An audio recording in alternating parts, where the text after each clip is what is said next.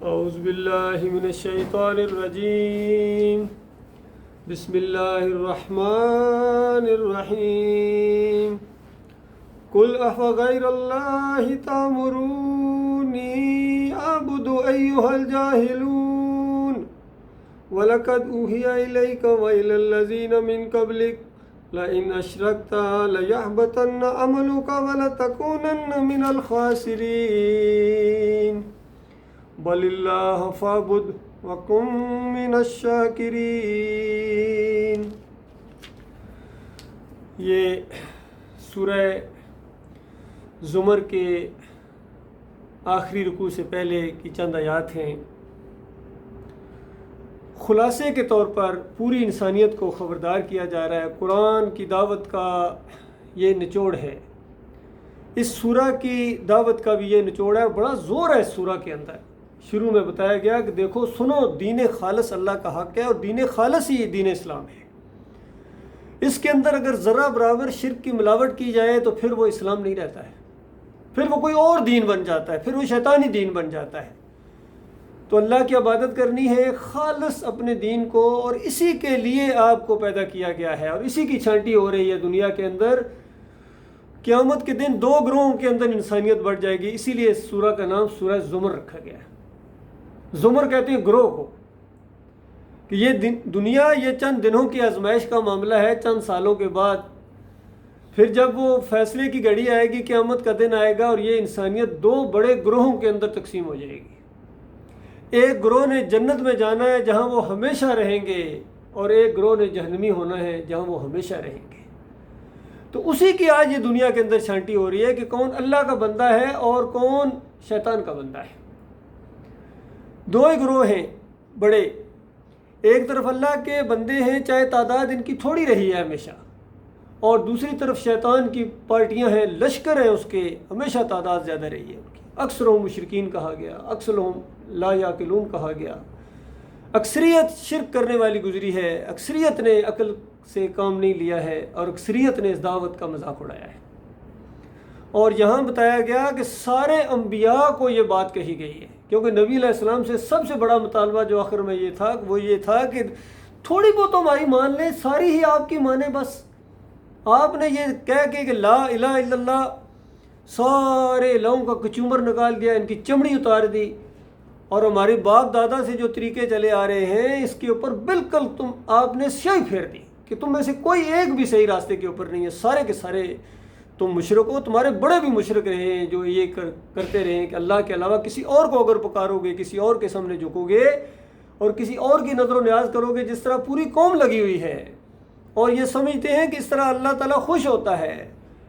تو بتایا گیا کہ خوش ہونے کی بات چھوڑو، آنے تو قیامت کا دن، اس دن پتہ چلے گا کہ تم سے اللہ خوش تھا یا تمہارے اوپر لعنت اس وقت برستی تھی جب تمہیں اللہ کی طرف بلایا جاتا تھا اور تم نہیں مانتے تھے، اور جب شرک کی طرف تمہیں دعوت دی جاتی تھی خوشی کے ساتھ تمہارے چہرے کھل اٹھتے تھے۔ تو اس دن جن کے پیچھے آج آنکھیں بند کر کے چل رہے ہو، ان کے اوپر تم ہمیشہ ہمیشہ کی لعنتیں بھیجو گے۔ وہ وقت ہوگا بھگتنے کا، وہ واپسی کا وقت نہیں ہے۔ یہ ایک موقع دنیا میں آپ کو ملا، اور پوری طرح کھل کے دعوت آپ کے سامنے آئے گی، اس میں کوئی کسر نہیں رکھی جائے گی، اور پورا موقع دیا جائے گا۔ سوچنے سمجھنے والے دل و دماغ دیے، کان دیے، ہر بات کو سنتے ہو، سننے کی صلاحیت دی، غور و فکر کرنے والے دل و دماغ دیے، وقت دیا، اور پھر بھی تم اگر اس دنیا میں اللہ کے بندے نہیں بن سکے ہو تو پھر تم اس لائق ہو کہ تمہیں کچرا سمجھ کے جہنم کی آگ کے اندر جلایا جائے۔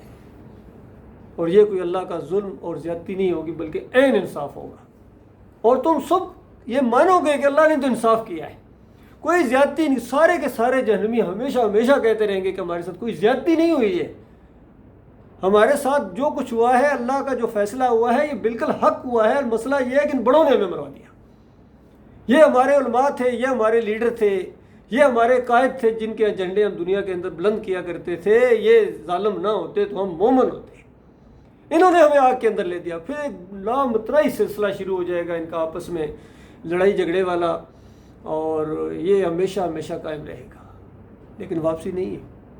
آج اس دنیا کے اندر آپ اور میں موجود ہیں، یہاں بیٹھے ہوئے ہیں، ہم نے ہمیشہ یہاں نہیں بیٹھنا ہے۔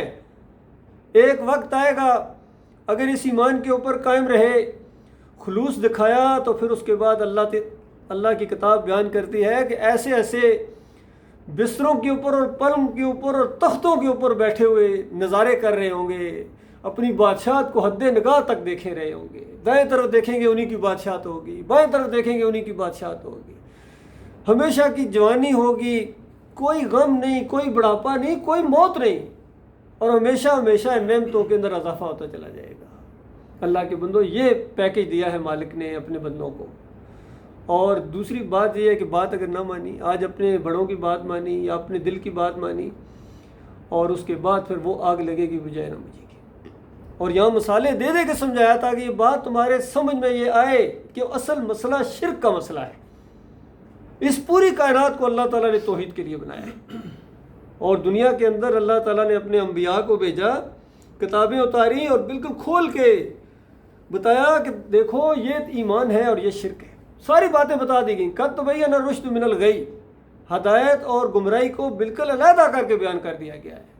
اللہ تعالیٰ نے یہی نظام بنایا ہے، کتابیں اتاری ہیں، انبیاء بھیجے ہیں، رسول بھیجے ہیں، شریعت نازل کی ہے، ان کے ساتھی بنائے ہیں، اور اہل علم کے ذریعے یہ چیز انسانوں تک یہ بات پہنچی ہے۔ دونوں قسم کے لوگ آپ کے سامنے ہوں گے، اہل علم جو اللہ کے پسندیدہ لوگ ہیں، عالم دین سے ہی علماء اکرام ان کو کہا جائے گا، اور دوسرے علماء سو ہیں جنہوں نے تمہیں بھٹکایا ہے، قوموں کو گمراہی کی طرف انہوں نے دھکیلا ہے۔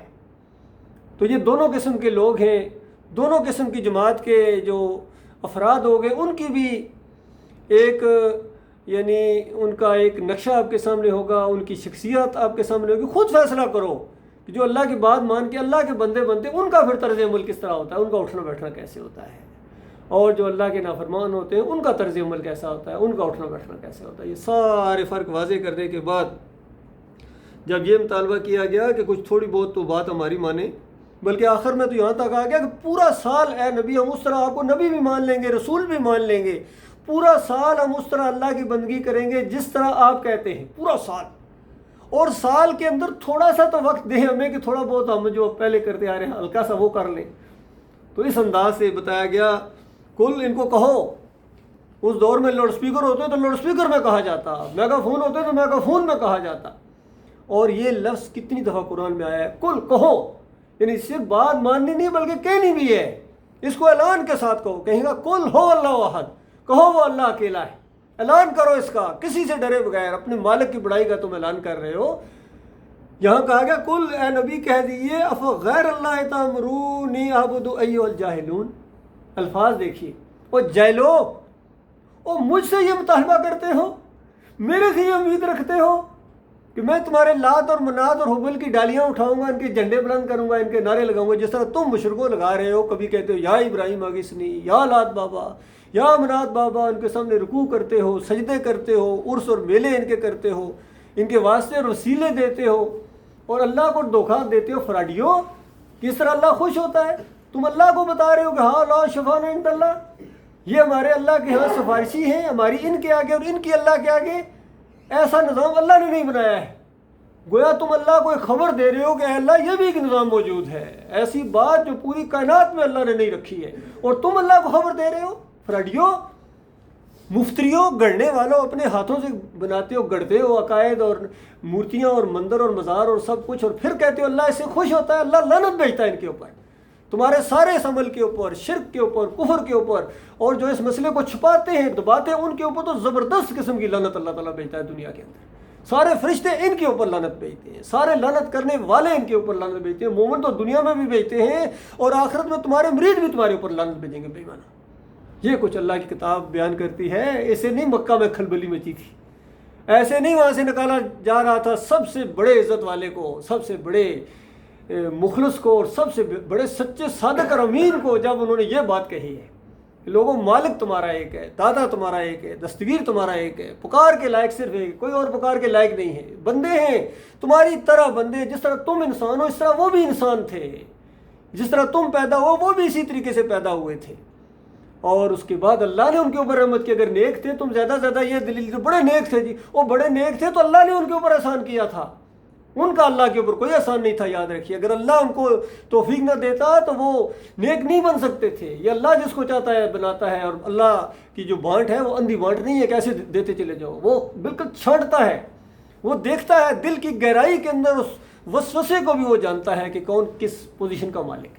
بظاہر تم کیسے بڑے بڑے رینک کے اوپر ہو, بڑے بڑے علماء ہو, لیکن اللہ جانتا ہے تم کیا چیز ہو.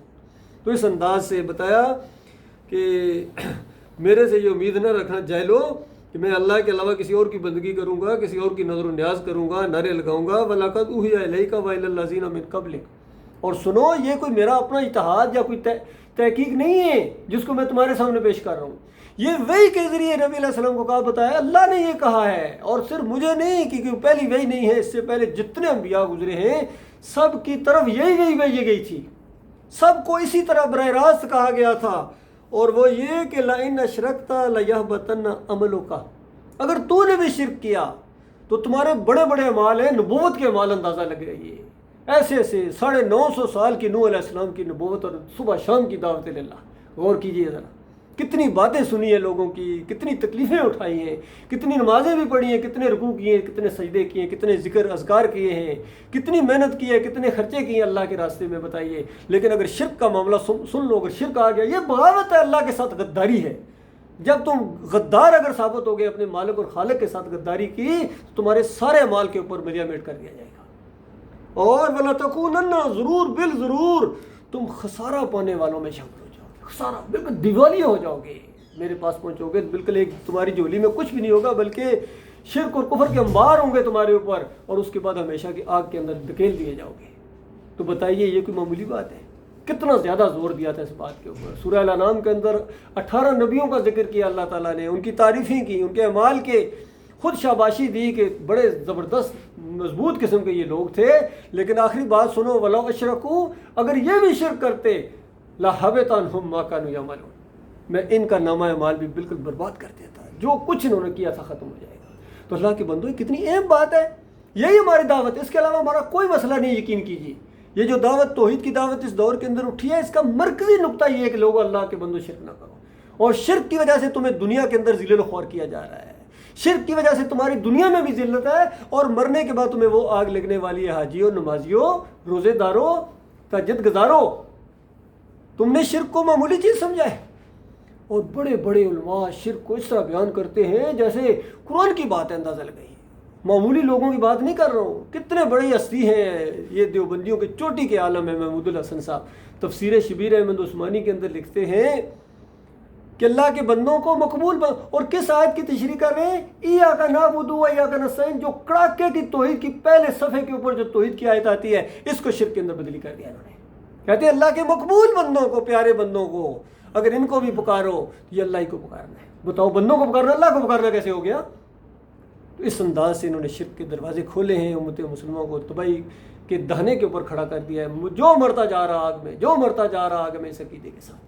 اور پھر انہوں نے انبیاء کے اوپر بھی ایسے ایسے الزامات لگائے, اپنے کفر و شرک کو ثابت کرنے کے لیے انبیاء پر الزام لگائے. اندازہ لگائیے, فضائل اعمال کے اندر تبلیغی جماعت کے اندر لکھا ہوا ہے کہ آدم علیہ السلام کی توبہ نہیں قبول ہو رہی تھی, بڑے روئے گڑائے, نہیں مالک توجہ نہیں فرما رہا تھا. پھر آخر میں انہوں نے کہا, یا اللہ تجھے اپنے حبیب کا صدقہ, محمد صلی اللہ علیہ وسلم کا صدقہ, میری یہ دعا قبول کر, مجھے معاف کر دے. تو اللہ کو پوچھنا پڑا کہ آدم, یہ تو نے محمد کا صدقہ جو دیا ہے, یہ تمہیں کیسے پتہ چلا کہ نہیں, یہ جب صدقہ دیا جائے تو پھر میں گویا مجبور ہو جاتا ہوں. تو کہا کہ جب آپ نے مجھے پیدا کیا تھا تو آپ کے عرش کے اوپر یہ نام لکھا ہوا تھا, میں نے اسی وقت اندازہ لگا لیا تھا. تو اندازہ لگایا, پھر کہتے ہیں اللہ نے کہا کہ اے آدم, یہ بالکل تو نے صحیح اندازہ لگایا ہے, اگر میں یہ محمد کو پیدا نہ کرتا تو میں تجھے بھی پیدا نہ کرتا. کہیں کہتے ہیں کہ میں جہانوں کو پیدا نہ کرتا. اور آج اسی عقیدے کی وجہ سے کتنے لوگ ہیں باتوں میں یہ بات کہتے ہیں, جن کے لیے دنیا بنی, جن کے لیے دو جہان بنے, اندازہ لگے یہ ان کی دماغوں کے اندر ڈال دیا گیا, گٹی کی طرح ان کے منہ کے اندر ڈال دیا گیا. حالانکہ مالک فرماتا ہے, وما خلقت الجن والانس الا لیعبدون, میں نے جنوں اور انسانوں کو اپنی بندگی کے لیے پیدا کیا ہے. اور کہیں مالک فرماتا ہے, انسانوں تمہارے لیے زمین بنائی, تمہارے لیے آسمان بنایا, تمہارے لیے بارشیں بنائی, تمہارے لیے رزق کا انتظام کیا, اور تمہیں بندگی کے لیے پیدا کیا.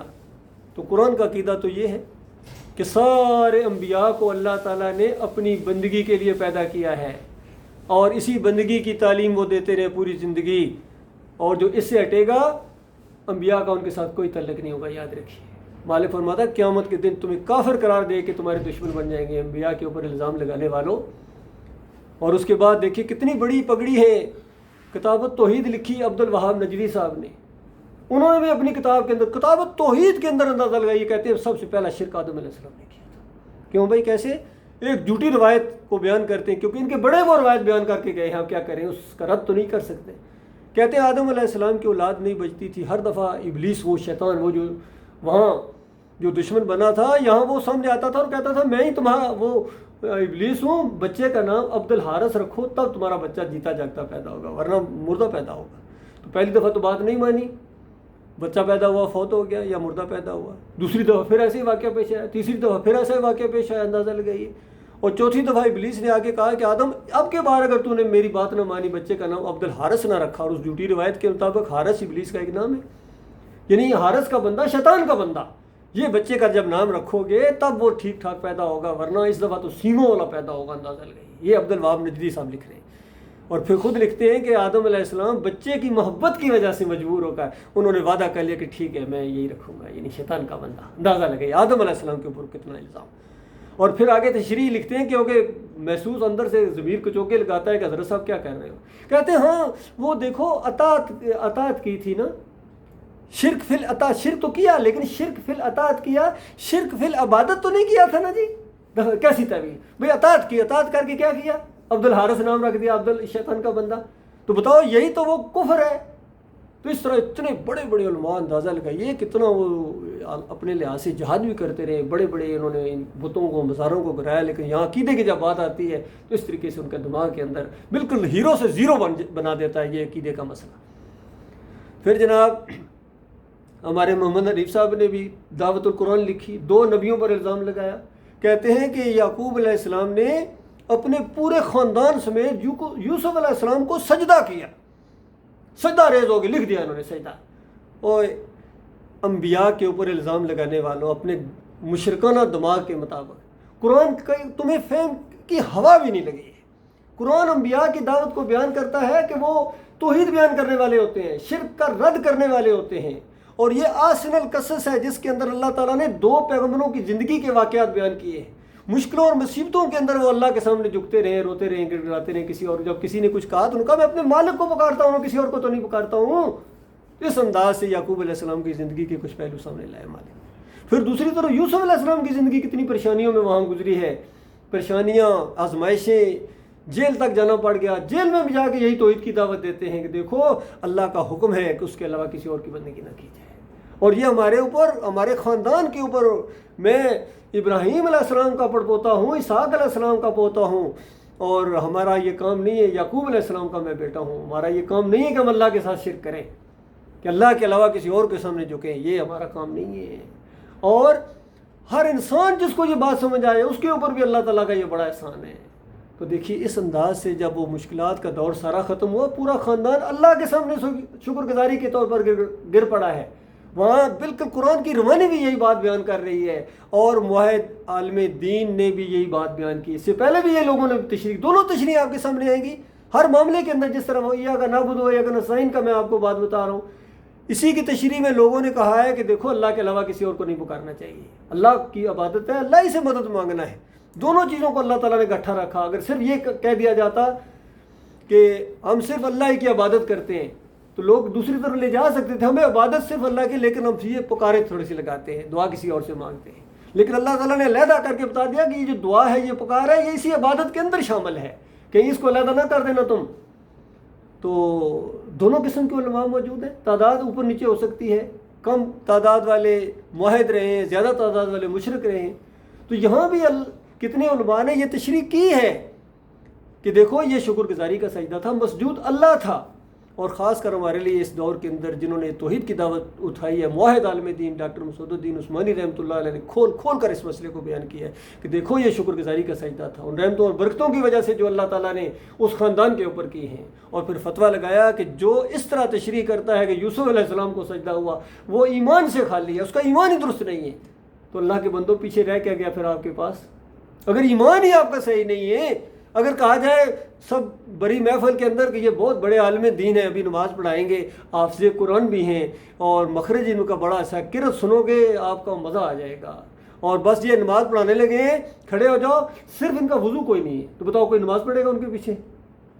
علی انجینئر سے پوچھو کہ بتائے امام اگر وضو نہ ہو تو نماز ہو جاتی ہے؟ کہے گا نہیں ہوتی ہے۔ تو بتاؤ اگر اس کا ایمان ہی نہیں ہے تو پھر نماز ہو جائے گی؟ تو علی انجینئر صاحب کہتے ہیں ہو جائے گی۔ اللہ کے بندو، جب ایمان ہی نہیں ہے اور موحد عالم دین فتویٰ لگا رہا ہے، اس کو معمولی نہ سمجھو۔ وہ جو پوری زندگی کا ایک نچوڑ بتا رہا ہے، جس نے توحید کی دعوت اٹھائی ہے، وہ اس انداز سے سامنے آئی ہے بات۔ تو علماء ہی سے پوچھا جاتا ہے، قرآن میں اللہ حکم دیتا ہے کوئی مسئلہ نہ پوچھے، کوئی مسئلہ نہ سمجھ آئے، علماء سے پوچھو، علم والوں سے پوچھو۔ یہ اللہ نے نظام بنایا ہے، انسانوں کی ہدایت کا یہ نظام اس طرح اللہ نے بنایا ہے، یہ کسی انسان کا بنایا ہوا چیز نہیں ہے۔ مالک فرماتا ہے اہل علم سے پوچھو، کیونکہ مالک جانتا ہے کہ سارے نمک حرام غدار نہیں ہیں، کچھ اہل علم بھی ہیں، اللہ سے ڈرنے والے بھی ہیں، ان سے پوچھو یہ مسئلہ۔ تو ان سے پوچھو تو یہ ایمان کی بات تو سامنے آ جاتی ہے۔ اب کیا کرو گے؟ پھر بھی اگر تم ڈٹ جاؤ، قرآن کو پیچھے کر کو، اپنے مولویوں کو، اپنے پیروں کو اور اپنے امیروں کو آگے کر دو گے، تو اس کے بعد یہ زندگی ہمیشہ تو نہیں رہنی ہے۔ اس کے بعد وہی کچھ ہوگا جو قرآن بیان کیا جا رہا ہے کہ جیلو تمہاری وجہ سے ہم پھر کفر کے اندر چلے جائیں۔ اللہ نے ہمیں راہ دکھا دی ہے پوری طرح، ایمان کا راستہ، توحید کا راستہ، رد شرک کا راستہ، کفر بالطاغوت کا راستہ، یہ ہمیں انبیاء والا راستہ معلوم ہو گیا۔ ہم تو اپنے مالک سے یہی ہر نماز میں مانگتے ہیں، اہدنا الصراط المستقیم، یا اللہ میں صراط مستقیم دکھا، صراط الذین انعمت علیہم، ان لوگوں کا راستہ جن پر تو نے انعام کیا۔ ہم تو اس راستے پر چلنا چاہتے ہیں، پھر ہمیں کفر و شرک کے راستے پر چلانا چاہتے ہو؟ جیلو ہم سے کبھی امید نہ رکھنا، ہمیں اللہ نے سیدھا راستہ دکھا دیا ہے۔ تو اس انداز سے قرآن کی یہی دعوت ہے۔ فرمایا وما قدر اللہ حق کا قدر ہی، انہوں نے اللہ کی قدر ہی نہیں کی اصل میں۔ یقین کریں یہ اللہ کو سمجھے ہی نہیں کہ مالک کتنی عظیم ہستی ہے۔ آج جدید اس ٹیکنالوجی کے دور کے اندر اتنے بڑی بڑی ٹیلیسکوپ اوپر بھیجی گئی اور بڑے بڑے جو فلکیات کے ماہرین آخر اس نتیجے پر پہنچے ہیں کہ ابھی تک جتنی کائنات کے بارے میں ہمیں علم ہوا ہے، یہ سمجھو سمندر میں سے ایک قطرہ ہے۔ اس سے اندازہ لگائیں مالک کیا چیز ہے۔ اور مالک اسی اگلے رکوع کے اندر فرماتا ہے قیامت کے دن پوری کائنات اس کی مٹھی کے اندر ہوگی، پوری کائنات، اور اسے اعلان کیا جائے گا آج کس کی حکومت ہے۔ کہاں گئے وہ بڑے بڑے بدماش؟ آئیں میرے سامنے جلوس نکالو۔ اس انداز سے پورا ایک مفہوم ہے قرآن کا کہ دنیا میں تو جلوس نکالتے تھے، دیس نکالا دیتے تھے، باغی قرار دیتے تھے، انتشاری قرار دیتے تھے، جیلوں میں ڈالتے تھے، پھانسیاں تک لگا دی تم نے مومنوں کو، لیکن آ جاؤ میرے سامنے کھڑے ہو جاؤ۔ اور آج اللہ اپنے ان بندوں کو نوازے گا جس کا ذکر پورے قرآن میں موجود ہے۔ میرے پیارے بھائیوں، چند دنوں کا معاملہ ہے، ہمت کر کے کڑوا گھونٹ کر کے، جیسے کہتے ہیں کوئی ڈاکٹر اگر کہے گی یہ دوائی بڑی زبردست ہے، کڑوا گھونٹ کر ایک دفعہ الگ سے اندر اتار دو، اس کے بعد تمہیں شفا ہو جائے گی۔ تو یہ معاملہ، یہ ایمان کی بات بڑی کڑوی محسوس ہوتی ہے بظاہر، دنیا والے اس کو آسانی سے نہیں مانتے ہیں، لیکن ایک دفعہ جب دل کے اندر اتر جائے، ایمان کے اندر اتر جائے، ایک دفعہ اللہ کی بندگی کا شوق اگر دل کے اندر پیدا ہو جائے، تو پھر جو مرضی ہو جائے، کھال اتار لی جائے کسی کی، پھانسیوں پر کھڑا کیا جائے، بندہ پیچھے ہٹنے والا نہیں ہے۔ جس چیز کی تم دھمکی دیتے ہو اس کے لیے یہ بندہ صبح شام دعائیں کرتا ہے۔ بتاؤ کتنا فرق ہے ایک دنیا دار میں اور آخرت کے ماننے والے میں۔ تو یہ ساری چیزیں ابھی آگے آ رہی ہیں میرے بھائیو۔ جنت کا بھی ذکر ہے، جنتی گروہ کا ذکر ہے کہ جنت دیکھیے نہ دولت سے خریدی جا سکتی ہے، نہ بڑے منصب سے خریدی جا سکتی ہے، نہ کسی رینک سے خریدی جا سکتی ہے، نہ حسب نسب سے خریدی جا سکتی ہے۔ جنت نہیں خرید سکتے ان چیزوں سے۔ جنت کے لیے آپ کو خلوص دکھانا پڑے گا، اپنے مالک کا مخلص بننا پڑے گا۔ مالک کا مخلص، مالک کے لیے اپنی جان دینے والا۔ مالک کی بات آ جائے پھر باقی ساری باتیں پیچھے ہو جاتی ہیں، پھر کسی امیر کی بات نہیں چلتی ہے، پھر کسی اور کی بات نہیں چلتی ہے۔ مالک نے جو کہہ دیا حق ہے، وہ پوری کائنات کا اکیلا مالک ہے، جو چاہے کرے، وہ تم سے پوچھ کے نہیں کرے گا۔ سارا نظام اس نے بنایا ہے اور وہ جانتا ہے کس طرح نظام بنایا جائے، وہ جانتا ہے کس سے دین کا کام لیا جائے۔ تو یہ ساری چیزیں قرآن میں بیان کر دی گئی ہیں میرے بھائیوں۔ پھر جہنمیوں کا بھی ذکر ہے کہ جہنمی یہ کافر و مشرک یہ گروہ در گروہ اس طرح ہونکے جائیں گے جس طرح کبھی کوئی منظر آپ نے دیکھا ہو، جانوروں کو اگر تیزی کے ساتھ پیچھے سے مارا جائے تو کس طرح آگے جاتے ہیں ذلت کے ساتھ، اس طرح اس سے زیادہ، کہیں زیادہ، خربوں گنا زیادہ ایسی ذلت کے ساتھ ان کو جہنم کے اندر ڈالا جائے گا۔ یہ سارے جنت کے اندر دھکیل دیے جائیں گے، عرس کرنے والے، میلے کرنے والے، چادریں چڑھانے والے، غنیت الطالبین والے، کشف المحجوب والے، انفاس العارفین والے، سارے کے سارے، ان کے اکابرین بھی، ان کے مزار بھی، ان کے بت بھی، ان کی مورتیاں بھی، سارے کے سارے وہاں جائیں گے۔ اور وہاں ان کے اندر ایک جنگ چھڑے گی. اس کا ذکر آپ پڑھ لیجیے, آخری دور کو پڑھے, آپ کو پورا نقشہ قرآن کا جو ہے منظر کشی آخرت کی, جنت کی بھی اور جہنم کی ایسے انداز سے کہ ایسا لگتا ہے کہ آنکھوں سے دیکھ رہے ہو. اللہ تعالیٰ سے دعا ہے مالک ایمان خالص کے اوپر قائم رکھے اور اس ایمان کے لیے ہم جئیں, ایمان کے لیے ہم مرے. اللہ جانتا ہے مرنے کا مزہ آ جائے گا. آخری سانس تک اس ایمان خالص کو لے جاؤ تو اس کے بعد یہ آخری سانس کیا, یہ ایک موت ایک دروازہ ہے آخرت کا. اور جب یہ پوری طرح بات ہو جاتی ہے پھر موت سے اس انداز سے نہیں بندہ ڈرتا ہے. اس کی تو بندہ تمنا ہی کرتا ہے کہ اللہ کے راستے میں شہید ہو جاؤں. اور اس موڑ کے بعد وہ منزل ہے کہ دنیا کی ساری تھکن انشاءاللہ ختم ہو جائے گی, دور ہو جائے گی. ایسی جنت کی نعمتوں کا اللہ نے وعدہ کیا ہے کہ وہاں تمہاری چلے گی. اندازہ لگائی, جو سوچو گے وہ سامنے ہو جائے گا, جو مانگو گے وہ سامنے ہو جائے گا. دنیا میں کتنی محنت کر کے بھی کتنی چھوٹی چھوٹی باتیں آپ کی خواہشیں پوری نہیں ہوتی ہیں, لیکن جنت میں ایک دفعہ آپ پہنچ جائیں, آپ کے ہر دل کے اندر جو غیر اضطراری طور پر بغیر سوچے کوئی چیز آتی ہے وہ سامنے حاضر ہو جائے گی. اندازہ لگائیے. تو یہ صرف ایمان خالص کے اوپر جم جانے کی وجہ سے ہے. باقی جم جانے والوں کے لیے خوشخبری ہے میرے بھائی. جم جانے والے جہاد کرتے ہیں اللہ کے راستے ہیں, جو بالکل یکسو ہو کر پورے شعور کے ساتھ اللہ کے راستے میں آگے بڑھا جاتا ہے, ان کے لیے خوشخبریاں ہیں. اللہ تعالیٰ انہی لوگوں کے اندر شامل فرمائے.